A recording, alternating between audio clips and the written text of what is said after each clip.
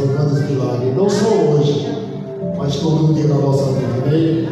E a Leandra, vem cá, meu profeta, trazer essa mensagem dentro do céu, através do Senhor, em nome de Jesus. Deus querido, vamos ficar bem atentos o que Deus quer falar com cada um de nós nessa noite. Amém? Glória a Deus.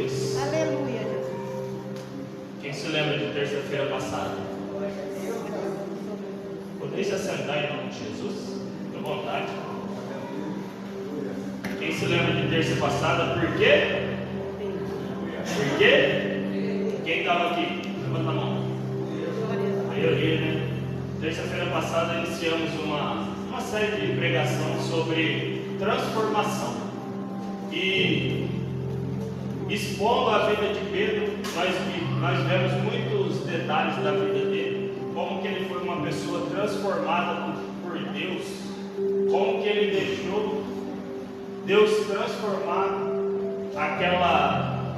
aqueles temperamentos que ele tinha.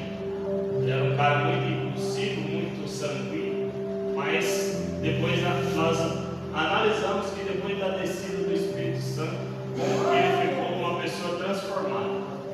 E hoje nós vamos analisar a vida de outro personagem da fé, outra pessoa, a qual Deus ele trabalhou muito sobre a vida dela. E ele se tornou uma pessoa totalmente transformada através da palavra do Senhor. Abra suas Bíblias no livro de Atos, capítulo 9, versículo 15. Atos 9, 15. E o 16. Se você não trouxe a sua Bíblia, acompanhe na projeção. O operador de leite já está colocando na projeção. Olha aqui. Amém? Encontraram? Glória a Deus. E diz assim a palavra do Senhor: Disse-lhe, porém, o Senhor: Vai, porque este é para mim um vaso escolhido para levar o meu nome diante dos gentios e dos reis e dos filhos de Israel. Repita comigo todos agora. E eu lhe mostrarei o quanto deve padecer pelo meu nome. E Deus falou assim: e eu lhe mostrarei o quanto ele deve padecer pelo meu nome. Quem conhece essa passagem? Apóstolo Paulo ou Saulo. Aqui nós vamos tratar com Saulo. Nós vamos pegar versículo 9 em diante. Nós vamos expor a vida do apóstolo, que se tornou apóstolo Paulo mais adiante. Nós vamos aprender muito com a vida dessa pessoa, com a vida desse servo de Deus, porque quando a gente está cumprindo a nossa missão, e cada um de nós temos uma missão aqui nessa terra. Você tem uma missão aqui na terra, a qual Deus designou para ti. Às vezes você não descobriu ainda, às vezes você está quase descobrindo, mas uma coisa eu posso te garantir: você só vai ter a verdadeira felicidade, alegria, paz, quando você estiver cumprindo aquilo que Deus te chamou para fazer, aquilo que Deus te proporcionou para fazer. Você só vai encontrar a verdadeira felicidade quando você estiver cumprindo a sua missão. E missão, às vezes a gente pensa que é tão difícil de descobrir. Às vezes a gente pensa assim: mas o que Deus quer de mim? Todos nós perguntamos assim. Se você já descobriu, às vezes não descobriu, mas tem aqueles momentos que a gente não fica meio perdido, meio sem direção. Mas uma coisa eu posso te falar: fica sensível à voz de Deus, descubra o que Ele quer realmente de você. Não deixe que aconteça igual nós vamos analisar aqui nessa mensagem. Por quê? Normalmente tem aquele ditado, né? Quem não vem pelo amor, vem pela dor. E quando a gente vem pela dor, meu querido, quando a gente vem pela dor, a gente passa situações difíceis, a gente vai até lá no fundo do poço. Mas quando Deus te escolheu, você vai vir. Mesmo que for contra a sua vontade, mas se você for um escolhido de Deus. Por isso eu tenho um recado de Deus para você nessa noite, para você que está me assistindo. Se Deus te escolheu e você estiver fugindo do propósito que Deus tem para você, escuta o que eu estou te falando nessa noite. Mesmo que Ele tenha que te jogar lá no fundo do mar e fazer um grande peixe te engolir. Porque quando Jonas fugiu da vontade de Deus, Deus enviou ele para Nínive e ele foi para a direção contrária. Quando ele decidiu fugir do propósito de Deus, fugir da missão que Deus tinha para ele, não só ele foi prejudicado, mas todas as pessoas que estavam naquele navio estavam perecendo. E a Bíblia fala que foi uma tempestade enviada por Deus. Por isso eu te digo, não deixe de cumprir aquilo que Deus tem para você. Não deixe de cumprir a missão que Deus tem para você. Sabe por quê? Às vezes a gente é tão egoísta, a gente só pensa em si próprio. Eu, mas não é só por mim. Tudo é para Ele, para Ele são todas as coisas. Tudo é para Ele. Pessoas dependentes de você, pessoas dependem de você. Você é uma ferramenta usada na mão de Deus. Basta somente você se deixar ser usado nas mãos de Deus, porque Deus te escolheu. Deus te escolheu. E eu vejo que às vezes nós pensamos assim, que tem trabalho duro, tem trabalho difícil, mas não tem trabalho duro, existe ferramenta. Às vezes nós estamos usando a ferramenta inadequada. Às vezes nós lutamos com a ferramenta errada, com a ferramenta incorreta. Cada situação tem uma ferramenta para ser trabalhada. Um exemplo que eu posso dar aqui. Quem já tentou pegar um prego numa parede sem um martelo? Quem é? É fácil? É difícil, né? Mas por quê? A gente está usando a ferramenta errada. Porque se eu for perguntar aqui, ó, tem algum pedreiro aqui? Só no colar, né? Quando colar é pedreiro. Se eu perguntar para qualquer um de vocês aqui, ó, tá vendo essa parede laranjada aí no fundo? Se eu perguntar, ô irmão, quanto tempo você gasta para derrubar essa parede? Quanto tempo? Um dia? O que vocês me falam? Um dia? 2 dias? 2 horas, irmão? Rapaz, mas aí eu vou te pegar agora. E se eu te der 2 horas para você derrubar essa parede aí, mas se eu te der uma pá de pedreiro?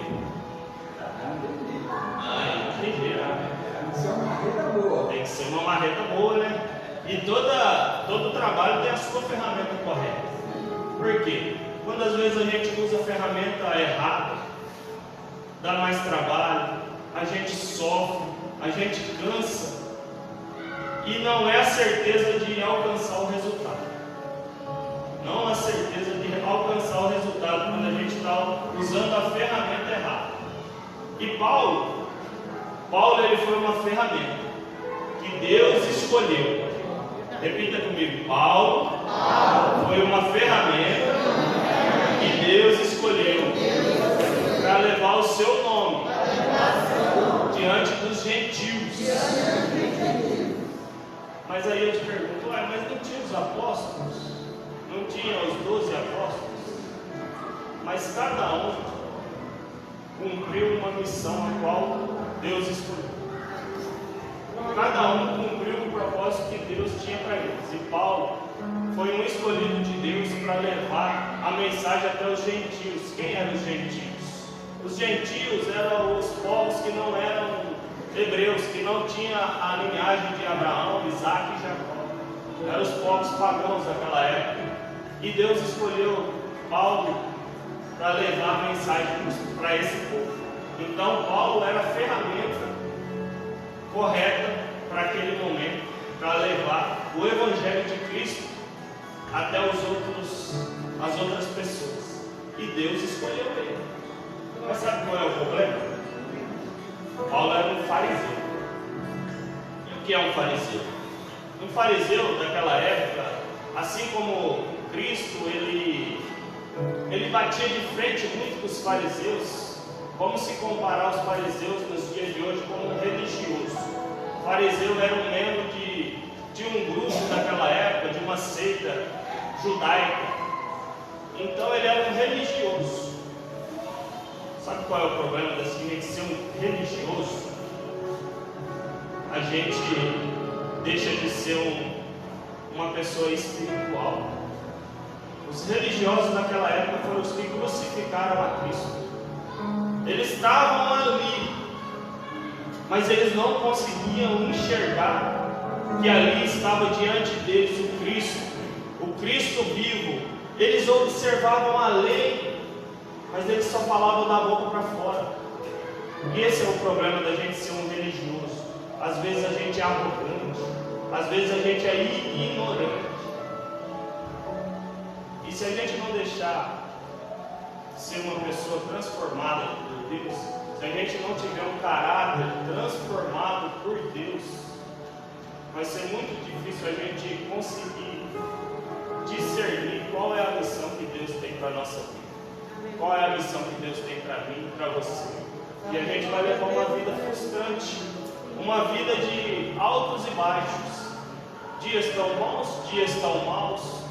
Uma semana eu estou bem, a outra não. E aí vai levando essa vida e o tempo vai se passando. E a gente vai ficando infeliz. Ou a gente vai se tornando um religioso na presença de Deus. E Deus não quer isso de mim e nem de você. Deus, Ele quer que nós sejamos pessoas transformadas. Vamos ler o tema da mensagem da noite? O encontro. Coloquem o encontro.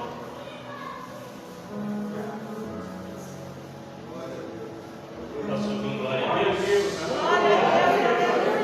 Aleluia. Vem, Cleitinho. Cleimar. Leia comigo. O encontro que te transforma. O encontro que te transforma. Tenha um encontro que te transforma. De um jeito ou de outro. De um jeito ou de outro. Põe uma coisa na sua cabeça. Se você foi uma pessoa escolhida por Deus, nem que Ele tenha que te derrubar do cavalo, nem que Ele tenha que te deixar 3 dias cego, mas que você vai cumprir a vontade dEle. Por isso eu te falo para você, não deixe de cumprir aquilo que Deus tem para você. Às vezes nós damos desculpa. Eu estou cansado. Eu estou trabalhando. Qual que é a desculpa mais que a gente mais ouve? Não tenho? Tem. Mas todo mundo tem 24 horas, irmãos. Eu considero assim, eu não tenho prioridade, ou a minha prioridade é isso. Porque quando a minha prioridade é Cristo, é Cristo. Se a minha prioridade for Cristo, ela não é outra coisa. Porque se eu tenho um compromisso com Cristo, a minha prioridade tem que ser Ele. Porque se eu quero alcançar aquilo que eu almejo tanto, aquilo que eu quero tanto, o alvo é Ele. Então não tem outro caminho. Ele é o caminho, Ele é a verdade, Ele é a vida. Não tem outro caminho que leva ao Pai. A escada que leva ao Pai é Cristo. E às vezes nós damos desculpa para tudo. Nós damos desculpa para tudo que a gente faz na nossa vida. E Deus, Ele não aceita desculpas. Vamos ler agora? 9:1. E Saulo, respirando ainda ameaças de mortes contra os discípulos do Senhor, dirigiu-se ao sumo sacerdote. Pediu-lhe cartas para Damasco, para as sinagogas, a fim de que, se encontrasse alguns daquela seita, quer homens, quer mulheres, os conduzissem presos a Jerusalém. E indo no caminho, aconteceu que, chegando perto de Damasco, subitamente o cercou um resplendor de luz do céu. E caindo em terra, ouviu uma voz que lhe dizia: Saulo, Saulo, por que me persegues? E ele disse: Quem és, Senhor? Disse o Senhor: Eu sou a Jesus, quem tu persegues. Duro é para ti recalcitrar contra os aguilhões. E ele, tremendo e atônito, disse: Senhor, que queres que faça? E disse-lhe o Senhor: Levanta-te e entra na cidade, e lá te será dito o que te convém fazer. E os varões que iam com ele pararam espantados, ouvindo a voz do Senhor, mas não vendo a ninguém. E Saulo levantou-se da terra, e abrindo os olhos, não via a ninguém.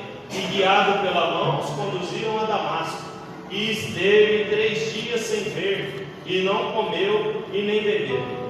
E havia em Damasco um certo discípulo chamado Ananias, e disse-lhe o Senhor em visão: Ananias. E ele respondeu: Eis-me aqui, Senhor. E disse-lhe o Senhor: Levanta-te, vai à rua chamada direita, pergunta em casa de Judas por um homem de Tarso chamado Saulo, pois ele está orando. E numa visão ele viu que entrava um homem chamado Ananias, punha sobre ele a mão, para que tornasse a ver. E respondeu Ananias: Senhor, de muitos ouvi acerca deste homem, quantos males ele tem feito aos teus santos em Jerusalém. E aqui tem poder dos principais dos sacerdotes, para prender a todos que invocam o teu nome. E disse-lhe, porém, o Senhor: Vai, porque este é para mim um escolhido, para levar o meu nome diante dos gentios, e dos reis e dos filhos de Israel, e eu lhe mostrarei o quanto ele deve padecer pelo meu nome. Saulo, ele era um religioso. Ele, no começo do texto de Atos, versículo 9, narra a história que ele, respirando ainda ameaças de mortes contra os discípulos do Senhor. Sabe quem era Saulo? Saulo era um perseguidor da igreja de Cristo. Saulo era um perseguidor de Cristo. Ele mandava matar, ele apedrejava. Na frente aqui, quando a gente vai estudar o livro de Atos dos Apóstolos, ele esteve perante, quando o primeiro mártir foi apedrejado, que foi Estevão. Eles depositaram as suas vestes ao pé de Saulo. Então ele era uma pessoa que perseguia crente, vamos se dizer assim. Ele não gostava de crente. Repita comigo: ele não gostava de crente. Ele não gostava de crente. Mas justamente ele vai se tornar o mais crente. Porque, segundo até mesmo estudiosos, Paulo, depois de Cristo, foi uma das pessoas que mais se destacou mediante ao Espírito Santo. Ele escreveu 13 cartas da Bíblia Sagrada. Muitas das doutrinas que hoje nós seguimos, os ensinamentos, vêm da parte de Paulo. Ele se fez muito, ele fundou muitas igrejas missionárias, foi um tremendo instrumento, uma ferramenta na mão do Senhor. Mas ele era um perseguidor. E o perseguidor se torna perseguido. Não adianta eu vir aqui falar para você que você vai viver uma vida fácil. Mentira. Se falar isso para você, mentira. Não adianta eu vir aqui prometer para você que eu vou orar por você e você vai sair dessa situação e você vai receber aquilo que você tanto espera e você vai ser uma pessoa próspera. Porque a prosperidade, sabe o que é? É você ter a presença do Senhor. Glória a Deus. Porque quando a gente vai analisar a vida dos apóstolos, quando a gente vai analisar a vida de Paulo, ô irmão, não tem como eu imaginar que ele fala assim: sua graça me basta. Vocês já assistiram aquele filme Paulo, Apóstolo de Cristo? Muito bom. Se vocês não assistiram, recomendo eles, porque é um filme muito que faz a gente chorar. Se a gente for estudar a história na teologia, porque a Bíblia não relata todos os contos, mas tem muitos livros que foram de pessoas que vieram daquela época, teólogos, pessoas que escreviam da igreja antiga. A vida de Paulo foi uma vida de sofrimento, irmão.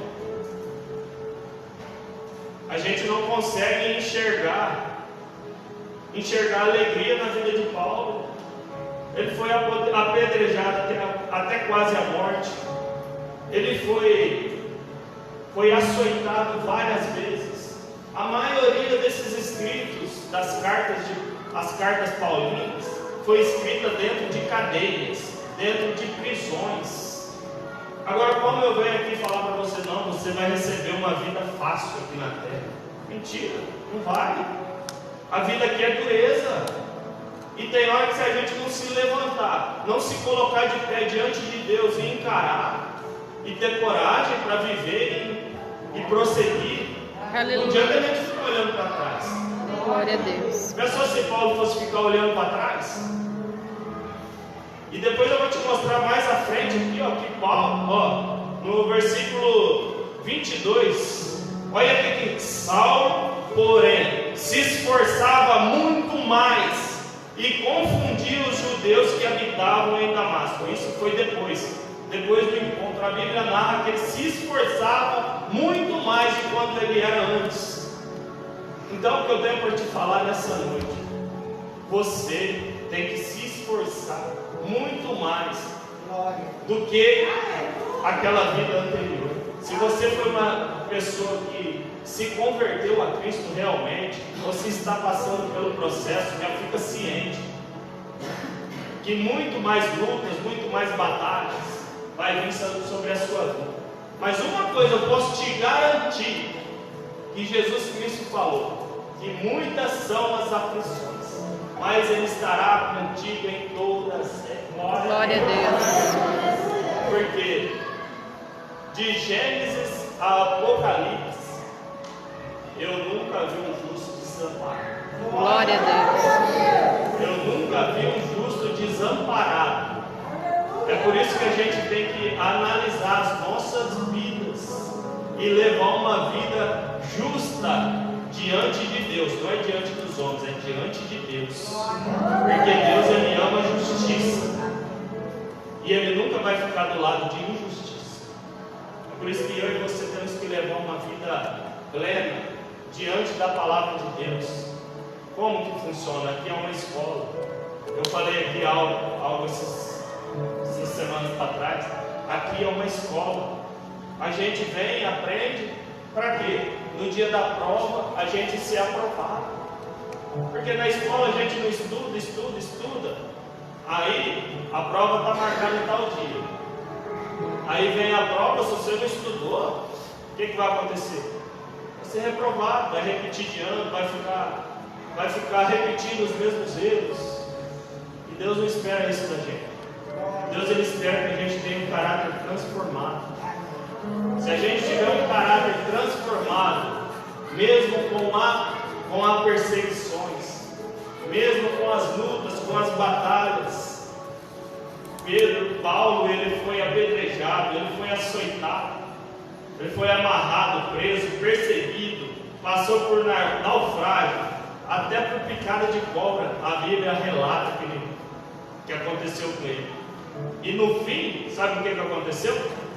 Foi decapitado, cortou-lhe a cabeça, perdeu a cabeça.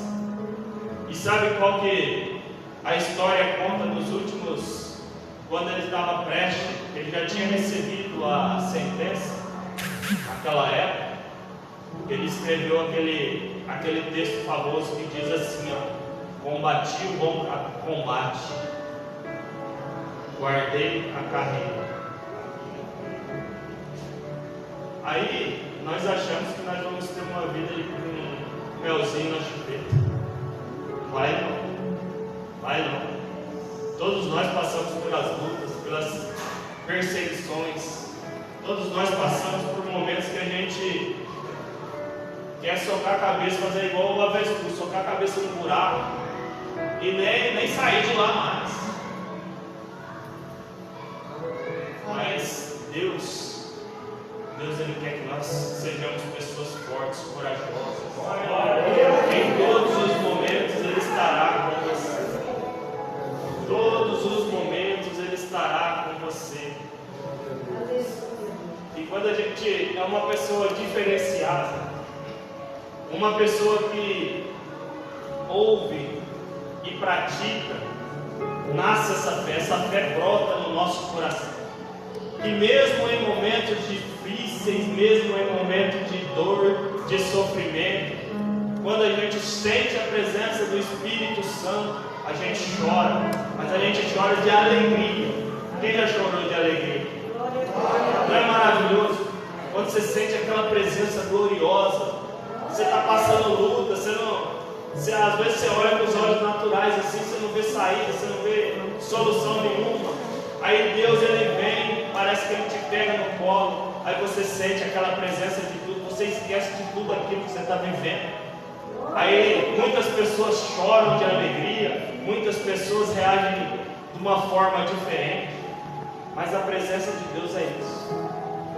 A presença de Deus é aquela mudança interior que vem de dentro para fora, que reflete numa nova pessoa, que tem uma pessoa transformada. Em muitos casos Deus faz uma mudança até radical, que Ele muda até o nome. Ele muda até o nome, porque o nome é de grande importância. Até nos dias de hoje, não é? Quem gosta de seu nome sujo? Ninguém, né? Tá vendo como é que o nome é tão importante? E até lá naquela época do passado, o nome era de uma grande importância, que até os rabinos, aquele povo de antigamente, eles criam que o nome podia determinar, podia influenciar no destino de uma pessoa. Eles escolhiam o nome a dedo assim, porque dependendo do nome podia influenciar até o destino de uma pessoa. Aí a gente vai para a palavra e olha vários heróis da fé, aí Deus vai e muda o nome. Está vendo como é que a gente tem todas as respostas aqui na palavra de Deus? Deus ele mudou o nome de muitas pessoas, mas Ele não mudou só o nome, Ele mudou o caráter. Glória a Deus. Quando você olha para uma pessoa antes e depois, quando eu olho para a vida de Saulo e eu olho para a vida de Paulo, eu vejo pessoas transformadas. Glória a Deus. Eu vejo pessoas que o próprio Deus foi lá, aquele que era o improvável, porque Ele levanta o improvável e faz do maior pecador aquele maior vencedor. Glória a Deus. E é isso que Ele faz comigo e com você. Está passando luta? Está passando perseguição? Fica de pé. Coragem, ânimo. Ele fala para Josué assim, ó: coragem, força, ânimo, coloque-se de pé. E Josué passando um dos momentos mais difíceis da vida dele. E creio eu que quando a gente chega num momento de morte, a qual uma pessoa que a gente ama tanto parte, é só o próprio Deus para entrar dentro do coração e consolar. E Josué passando um momento assim da vida dele, aí Deus fala para ele assim: força, coragem. Mas primeiro ele fala assim: põe-se de pé, coloca-se de pé, por mais que está doendo, por mais que a situação está difícil, Por mais que você não tenha um sorriso para dar, mas permaneça. Permaneça firme. Permaneça firme diante da presença de Deus. Porque lá no fim você vai ver que valeu a pena. Lá no fim você vai olhar para tudo isso e vai falar assim, ó: combati o bom combate. Lá no fim você vai sentir aquele gostinho, sabor de mel, aquele gostinho da vitória, aquele gostinho de dever cumprido. Quando alguém te passa algum trabalho, o trabalho é árduo, o trabalho é difícil, mas no fim do dia você conseguiu fazer aquele trabalho, conseguiu entregar aquele trabalho. Como que a gente se sente? Dever cumprido, vencido. Quando chega a noite, quando a gente vai colocar a cabeça no travesseiro, aí a gente olha para trás, para o dia que a gente venceu, que a gente dá graças a Deus, a gente, oh meu Deus, obrigado, mais um dia eu venci. E é esse gostinho que a gente vai ter lá no final, quando ele olhar para mim e para você. Aí ele citar aquele texto de Apocalipse que fala assim: enxugarão dos teus olhos toda lágrima. E não haverá mais morte, não haverá mais pranto, nem clamor, nem dor, porque as coisas anteriores já são passadas. E era para isso que Paulo entendeu. Isso que Paulo entendeu. Que ele olhava para o alto, ele olhava para Cristo. Ele entendeu que essa vida a qual nós vivemos é só um pouquinho, é só um espaço de tempo. Porque analisa, por mais jovens que nós todos sejamos aqui, olha para a sua vida que passou.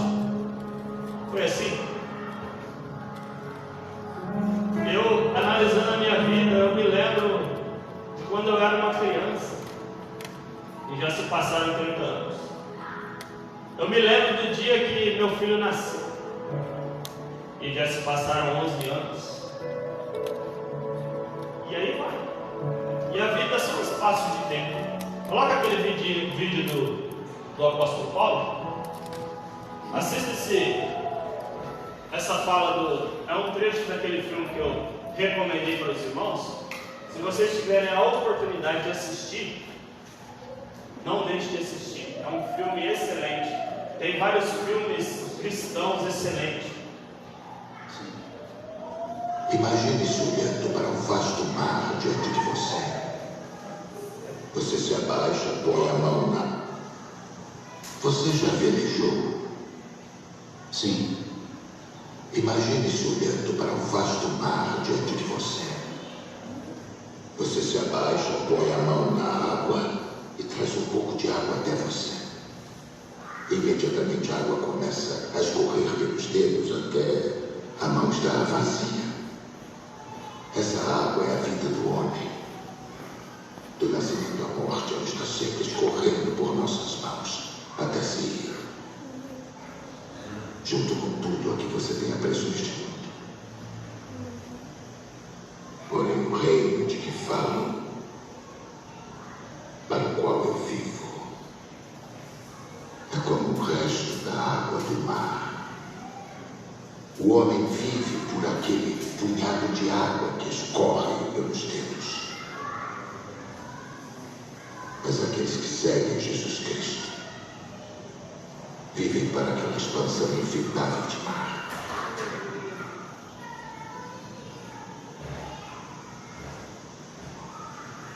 E se, depois disso, eu ainda não acreditar no seu Cristo? Eu não tentei convencer você.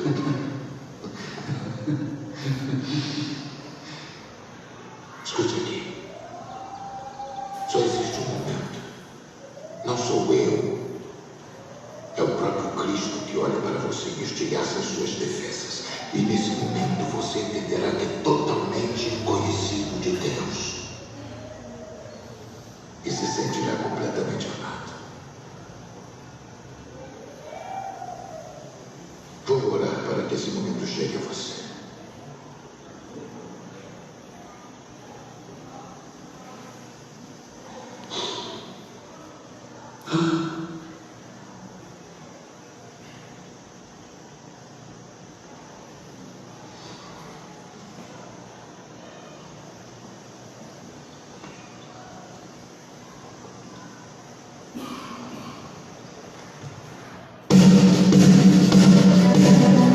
Glória. Salve de palmas para Jesus.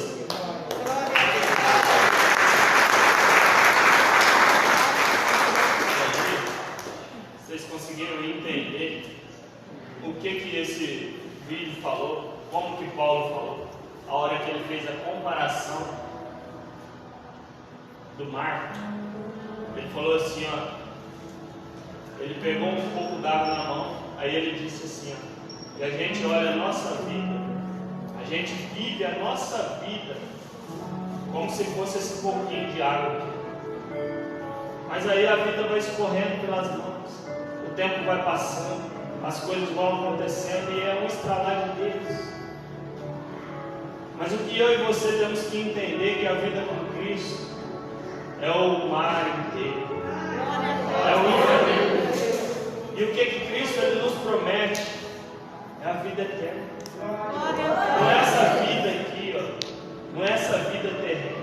Enquanto eu e você não entendermos que a gente está aqui só de passagem e que nós temos que descobrir aquilo que Deus quer de mim e de você, para a gente não perder tempo, para a gente não perder tempo em fazer aquilo que Deus quer de nós. Quanto mais o tempo passa, mais a vida vai passando. Menos pessoas a gente vai alcançando para Cristo. E automaticamente a gente vai se tornando pessoas. Porque o pior sentimento de um ser humano é se sentir inútil. O maior desejo do ser humano é se sentir útil.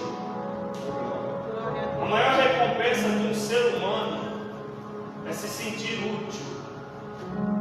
Às vezes, para muito, a maior recompensa é o salário no final do mês. Mas quando o seu patrão chega em você e te dá um elogio, te fala assim, ó, bom trabalho realizado, aquilo te enche por dentro, você se sente uma pessoa útil, você se sente uma pessoa reconhecida. E isso é o ser humano. Isso é um desejo do coração do homem, se sentir útil. Mas tem muitas pessoas que estão fazendo a coisa certa, mas com a motivação errada. É por isso que Jesus Cristo vai chegar naquele dia e vai falar assim, ó, não vos conheço. Pensou? Todos nós vamos passar perante um tribunal. E naquele dia, cada um dará conta de si. Aí Jesus olhar para mim, olhar para você e falar assim, apartai-vos de mim, que eu não vos conheço. Aí eu vou dizer assim para Cristo, uai, mas eu expulsei demônios em teu nome, eu curei, eu fiz milagres, maravilhas. E ele vai falar assim, apartai-vos que eu não te conheço. Mas por quê? Se eu estiver fazendo a coisa certa, com a motivação errada, de nada adianta. Porque tem muitas pessoas que fazem as coisas certas com motivações erradas, se vocês me entendem. E por aí vai.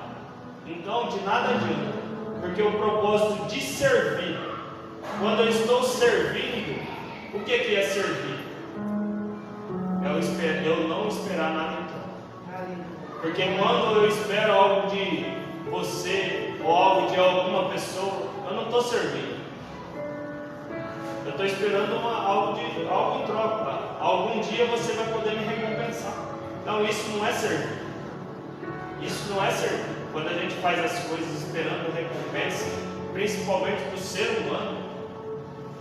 E o ser humano é assim, na face dessa terra. Uma pessoa que não se deixa moldar, não se deixa ver o teu caráter moldado, não se deixa passar por uma transformação interior, ela é assim, interesseira, faz as coisas por interesse, buscando benefício próprio.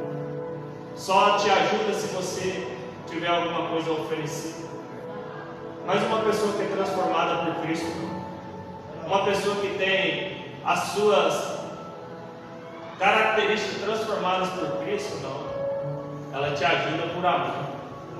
Mesmo que você bater no mato, mesmo que você magoar, ela vai estar cumprindo a vontade de Deus. O que mais interessa é a vontade de Deus. Mais interessa eu cumprir a vontade de Deus do que a do homem. O que é melhor para mim e para você? Eu agradar o homem ou agradar a Deus? A Deus. E é isso que Ele espera de mim e de você. É isso que Ele espera de nós. Às vezes nós fazemos muito para o homem. Às vezes nós agradamos amigos, maridos, esposas, filhos. E Deus pede isso aqui, ó. Ah, eu estou cansado. Ah, eu não posso. Ah, eu tenho trabalho, eu não tenho tempo. Mas para outras coisas tem. E quando Deus Ele te pede, meu querido, minha querida, é Ele que te pede, não é o seu homem. E do mesmo jeito que Deus Ele não fica devendo nada para ninguém, Ele vai te cobrar. Ele vai te cobrar. E Ele cobrou de Paulo de uma maneira extraordinária. Porque Paulo ele ficou 3 dias cego. Ele ficou 3 dias sem enxergar, devido ao resplendor de luz de Cristo, que o próprio Cristo apareceu para ele. O próprio Cristo apareceu para ele naquele encontro. E o duro é quando Cristo aparece para mim e para você e diz assim: por que tu me persegues? Duro é para te recalcitrar, duro é para te resistir. Porque ninguém pode resistir. Se Deus tem um chamado para mim e para você, você pode até tentar, mas se você não vir pelo amor, com certeza você vai vir pela dor. Você vai vir pela dor. E às vezes não precisa disso.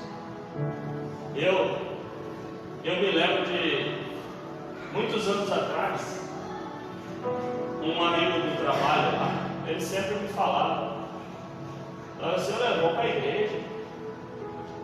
Vamos para a igreja." Eu falei: "Não, é fora, eu quero para a igreja." Hoje em dia eu vejo,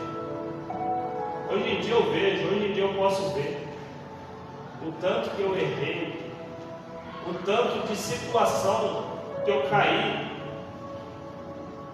o tanto de coisa ruim que aconteceu comigo, não só comigo, porque quando você tem uma família, todos sofrem.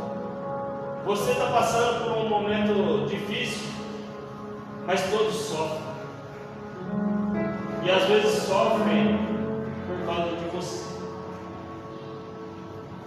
E quando eu estava passando esse rapaz falava para mim, às vezes eu até debochava dele, às vezes eu até ignorava, até falava coisas que não devia. Mas hoje em dia eu consigo analisar. Se eu tivesse aceitado o chamado de Deus para a minha vida naquela época,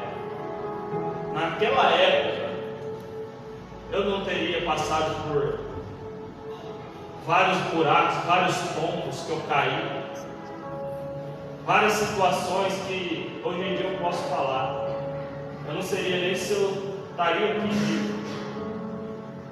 Uma, porque em muitos momentos eu desejei até a morte. Porque quando a gente chega num fundo de poço, num buraco, a depressão ela te pega, ela te joga mais para baixo ainda. E a única coisa que você quer Arrancar é aquela dor que você está sentindo. E como? Qual que é o primeiro pensamento? Eu não quero viver, quero morrer. Porque eu morrendo acaba tudo. Mas mal sabe a gente que não é assim. Então eu te digo, não venha pela dor, mas sim pelo amor. Deus, às vezes Ele repreende a gente, mas porque Ele ama. A mesma coisa que o pai repreendeu o filho. Quando a gente vê que os nossos filhos estão caminhando numa caminhada, a qual a gente passou até por ela, a gente se deu mal, a gente caiu naquele buraco, a gente não quer alertar. Muitas das vezes a gente não quer ir lá e agarrar e arrancar a pessoa daquilo lá. E assim é Deus. Deus, Ele nos repreende porque Ele nos ama. E às vezes nós somos filhos rebeldes. Filhos rebeldes. E rebeldia, com rebeldia a gente só se dá mal. Com rebeldia a gente só se dá mal. Amém? Amém. Glória a Deus. E para concluir aqui, vamos pegar o 2 Coríntios 12, 7. 2 Coríntios 12, 7.